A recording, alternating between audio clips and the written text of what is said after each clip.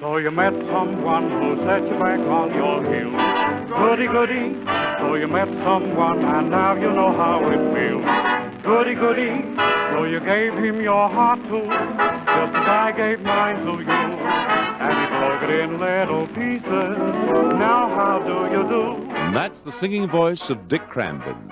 Dick was born Richard Craimborg in Bairnsdale on July the 30th, 1905. He tried his luck in Melbourne at the tender age of 15.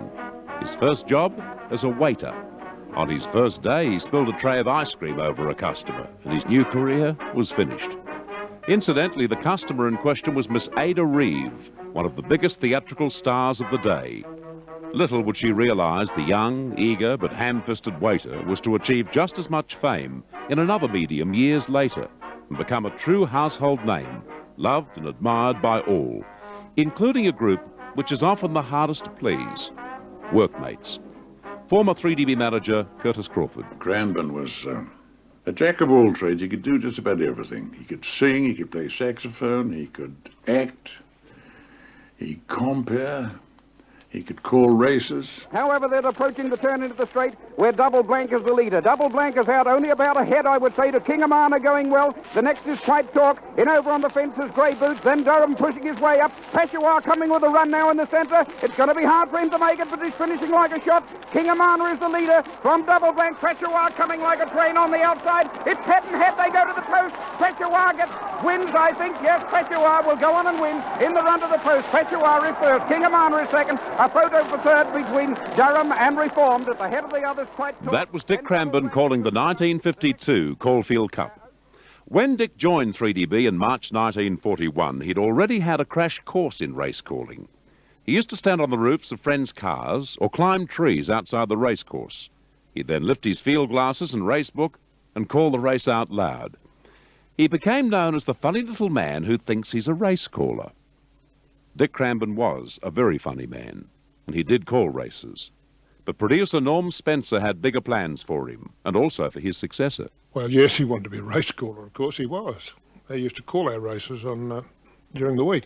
But we had someone who just come in then who was a little bit better, and I forced him off it and put another bloke on. It was a bloke by the name of Bill Collins. Oh, Dick Cranbourne was a very versatile man. Probably the best ad-libber that we've had in Australian radio, I would say, Dick. Very clever man indeed.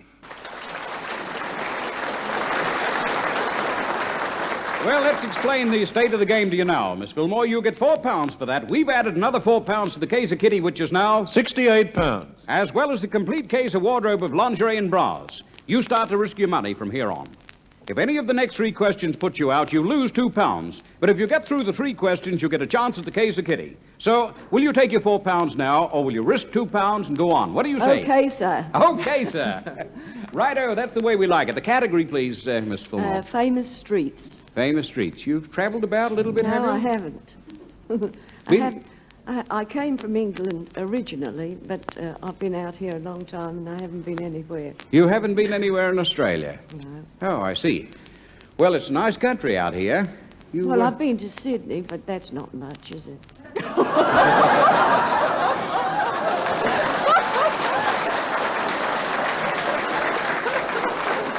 And I must mention, those people that applauded you for saying that are from Brisbane. What do you do, Miss Gilmore? I'm a tailoress. Are you? Mm-hmm. Oh, well, you might be pressing your suit over in Sydney sometime, so... And that was Dick Cranbourne from the Kaiser Show. Dick lived and worked in the pre-television era when listeners could make up their own minds as to how their heroes should look. Dick Cranbourne's talent was big, but he was not. Dan Webb. I remember going once to Warwicknabeal, to not a children's hospital, the Warwicknabeal Hospital. We used to do appeals up there for the country hospitals. And we went with Dick Cranbourne, Eric Pearce, John Stewart. And we were all walking down the street one day, and a lady stopped us and said, which of you is Dick Cranbourne? And Dick was rather sheepish about it. Oh, my goodness, she said, you are a little runt.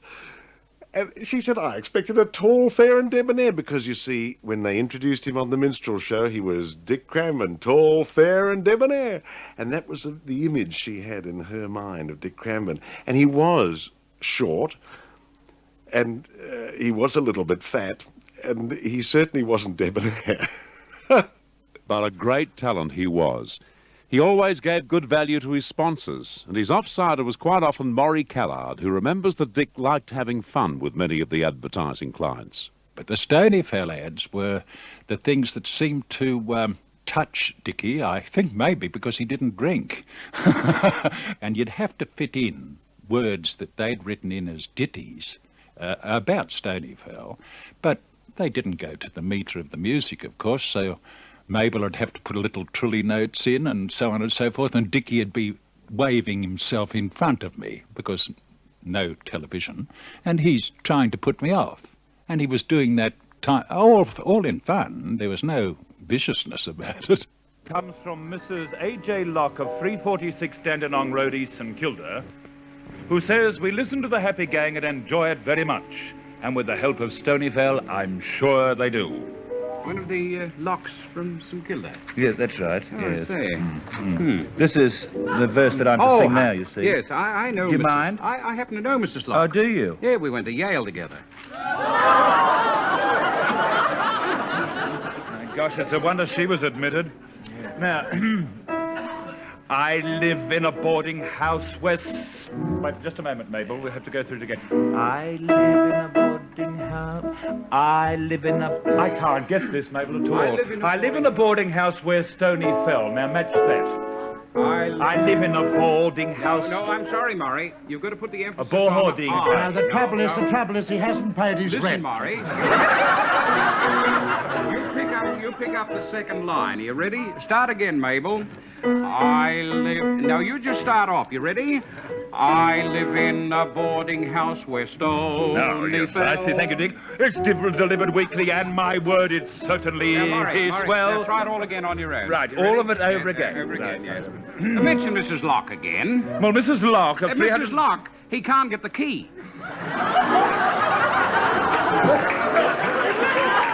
I'm sorry, go on. Oh, you're a... Yeah. I live in a boarding house where Stonyfell is delivered weekly, and my word, it's certainly swell. All the guests are happy and bright. They all together every night and drink good health in Stonyfell. Oh, Mrs. Locke, he's just made a bolt for the door. Come back. And has Maury Callard, after all these years, forgiven Dick? Oh, yes. Oh, that was all fun. That was all fun. And I wouldn't have cared if he'd asked me to stand on my head and do certain other things. I wouldn't have cared. But Melbourne cared about Dick Cranbourne, and he cared about his audience. He always gave his all, whether it was doing a novelty song with Eula Parker. Hello, Cocky. Hello, Cocky. Cocky want a quickie. Hello, Cocky. Cocky want a drink or two. Hello, Cocky. Hello, Cocky. Scratch, Cocky. Scratch, Cocky. Let me drown my sorrows with you. Or having fun with longtime partner John Stewart.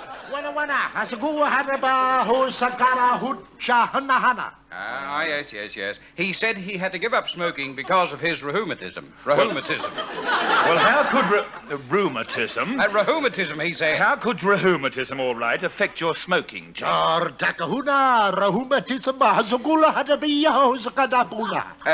Bending down to pick him up. Or calling his beloved races. After going a little more than the furlong, and Wilkinson is the leader from close up Rio Janeiro and Cresme, and then Anne's Lad at the head of the others is Ocean Spray, while on the outside, Grey Boots going very, very fast to take the lead as they pass the post. Or playing it straight, singing a romantic song of the day. I love to sing about the moon around the June around the springer. I love to sing about the sky of blue or a teapot to or anything with a swinger to, and I love you. I love it to sing. Give me a song about the son I gonna went and done a wronger, but keep it cleaner with a cottage smaller by a waterfall or any topper that'll prop it to a bluebird's corner. I love it to sing. Dick Cranbourne could sing. Dick Cranbourne could do anything. And the one thing we didn't want him to do was retire. But he did.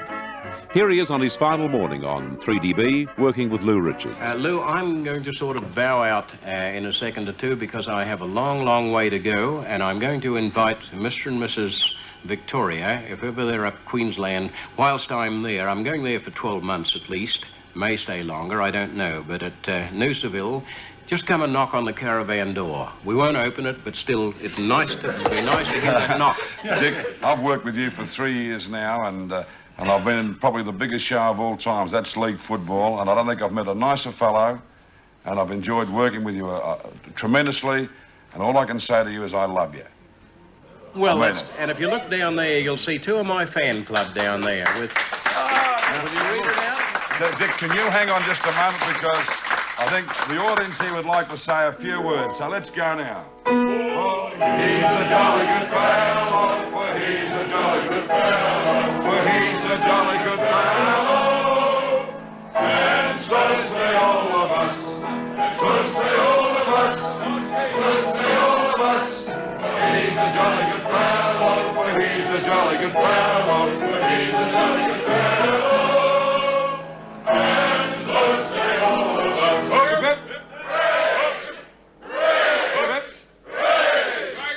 Dick Cramben died in December 1971 at the age of 66. Behind him, many careers: trainee waiter, apprentice jockey, dance band saxophonist, hairdresser, dance band singer, comedian, compere. You name it, Dick could do it. From March 1941 right through till his death in 71, he was one of Melbourne radio's brightest stars. He never really made it in television. We ask why later in the special. But for now, suffice to say, so far as radio is concerned, they didn't come any better than Dick Cramben.